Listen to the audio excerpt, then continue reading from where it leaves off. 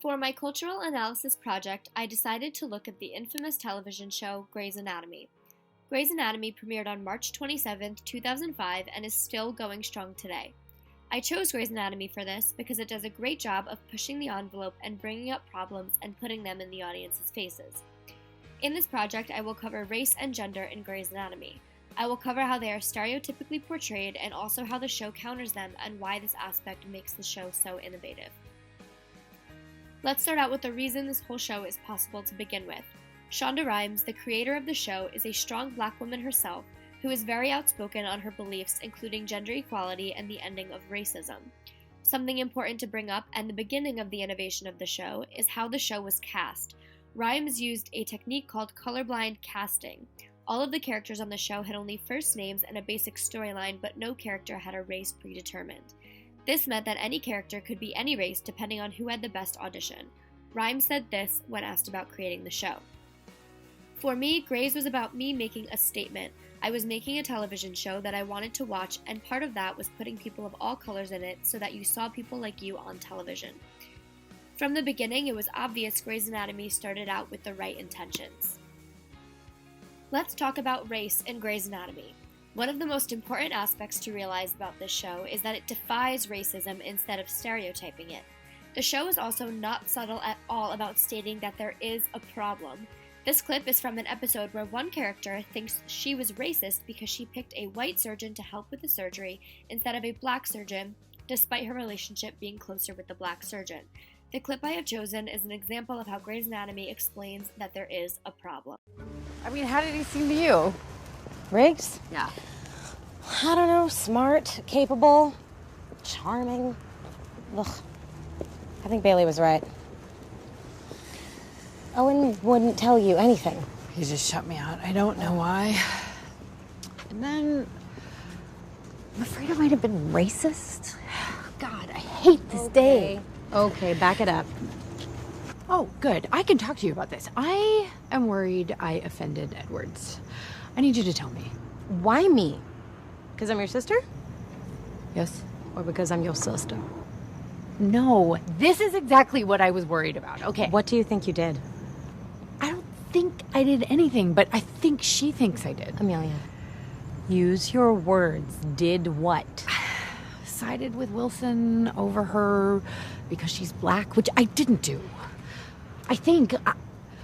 God, I hate that this is even an issue all of a sudden. Well, it's not an issue for you. And it's not all of a sudden. I mean, okay, it's not Mississippi burning or anything, but it is all over. It's when people assume I'm a nurse.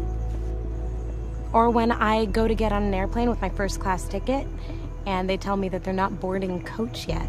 It's like a low buzz in the background, and sometimes you don't even notice it, and sometimes it's loud and annoying, and sometimes it can get dangerous, and sometimes it is ridiculous, like right now. It's not funny. I mean, if I'm doing it and I don't even notice it. Then notice it. Look, did Edwards tell you that she's okay? Yes. Okay. Then don't give her the extra work of having to make you feel good about it. Right. Okay, but how do I know that she's Because she knows you. Okay? So listen to the words that are coming out of her mouth and believe them. This is not a small thing. And I'm glad that you feel like you can talk to me about it, but I don't speak for all black people. I am not the spokeswoman. No one is. And it is kind of annoying to be asked questions like I am. But one piece of advice that I can give you, that I think we would all agree with, is that if you feel uncomfortable having done it, check your white privilege and don't do it again. But I don't think you're racist.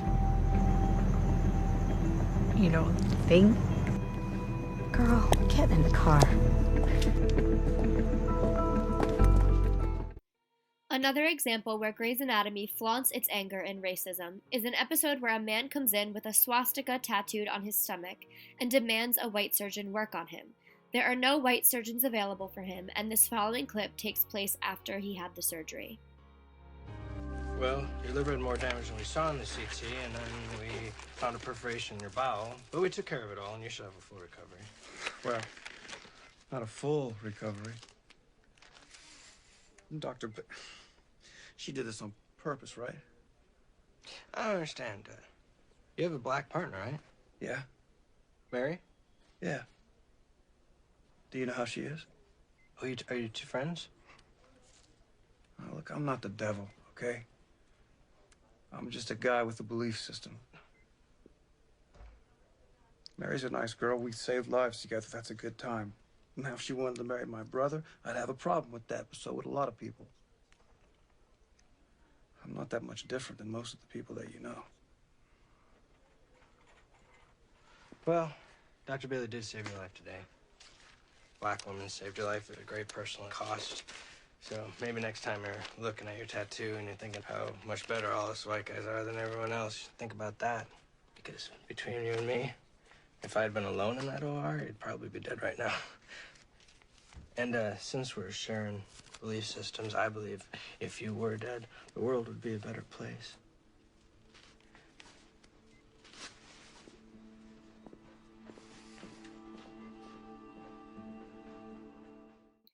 Interracial relationships and families are also very prominent in Grey's Anatomy. Many surgeons get into relationships with other surgeons at the hospital, and the show is not afraid of pushing the boundaries. Some of these relationships include Dr. Pierce and Dr. DeLuca, Dr. Yang and Dr. Hunt, and Dr. Burke and Dr. Yang, although there are many more. There are also interracial families on the show, including the main character who finds out that she has a black sister that she never knew about. My mother, I found out a year ago, my mother was your mother, Ellis Gray. Moving off of an African-American stereotype, Grey's Anatomy also has a prominent Asian character named Christina Yang. Christina Yang is known as one of the most stereotypical characters in the show. Unlike the African-American stereotype, Yang does not defy anything. She actually falls into the stereotype very easily. Like most Asians portrayed in film and television, Yang is very hardworking and graduated first in her class with her PhD. Yang is so book-smart and focused on her career that she has little friends and is socially awkward in many situations. Like the Asian stereotype, Yang does not care about making friends, she just wants to be the best at her job. Bailey, what's up, bud? Hey, missed your lunch today. It was an all-new level of hell. No, I was busy doing my own charts. The interns don't respect me. I would respect you if I was your intern. Georgia, they don't respect you because they're not scared of you. Just decimate one every few days. It's not rocket science. 2. Who's getting, Ms. Herman's kidney? I can go check. 3. Mr. Walling. That's right, no, I totally forgot. Oh! Forgot. Like you forgot to do your notes before rounds? Or like you forgot to pull the drain on my post-op SBL? Or like you forgot to sign all your dictations so all your charts, my charts, are delinquent? You forgot? Because the only thing you can retain in that pea-sized brain of yours is what time lunch is. Gray here is gonna become a surgeon while you dig ditches by the side of the road.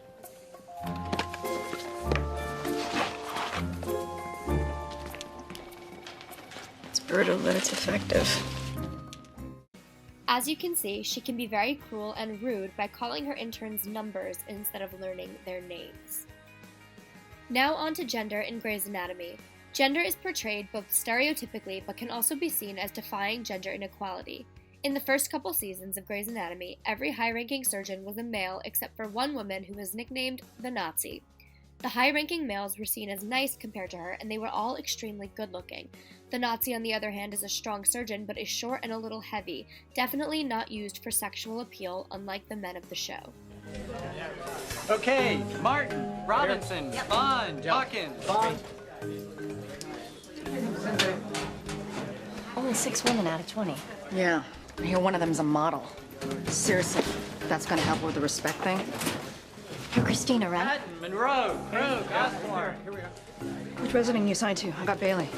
Nazi? Me too. You got the Nazi? So did I. At least we'll be tortured together, right? Mally, Yang, Gray, Steven. Totally forgettable. Bailey. End of the hall. That's the Nazi? I thought the Nazi would be a guy. I thought the Nazi would be a Nazi. Maybe it's professional jealousy. Maybe she's brilliant and they call her a Nazi because they're jealous. Maybe she's nice. Let me guess, you're the model. Hi, I'm Isabel Stevens, but everyone calls me Izzy. I have 5 rules. Memorize them. Rule number 1, don't bother sucking up. I already hate you. That's not going to change. Trauma protocol, phone list, pagers. Nurses will page you. You answer every page at a run. A run. That's rule number 2. Your first shift starts now and lasts 48 hours. Your interns, grunts, nobodies, bottom of the surgical food chain. You run labs, write orders, work every second night until you drop, and don't complain. On call rooms, attendings hog them, sleep when you can, where you can, which brings me to rule number 3. If I'm sleeping, don't wake me unless your patient is actually dying. Rule number 4, the dying patient better not be dead when I get there. Not only will you have killed someone, you would have woke me for no good reason. We clear? Yes. You said 5 rules. That was only 4. Rule number 5, when I move, you move. Get out of my way!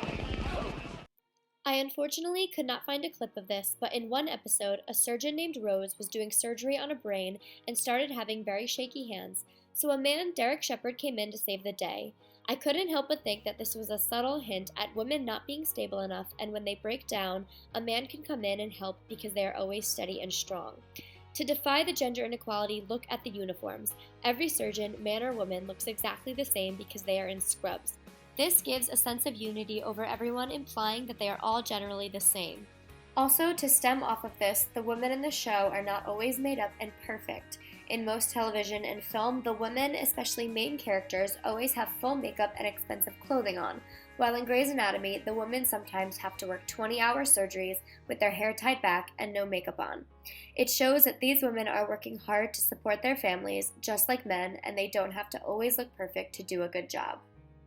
Although Grey's Anatomy does a great job of defying stereotypes, it also can fall subject to some as well. But all in all, I believe shows like Grey's Anatomy are insanely important in the growth of this world. To put serious topics out in the open is what we need. Giving knowledge to the public about issues that can change the world, and doing that through television, is a beautiful thing. There is a reason Grey's Anatomy has been on for so long, and it will continue to change and inspire.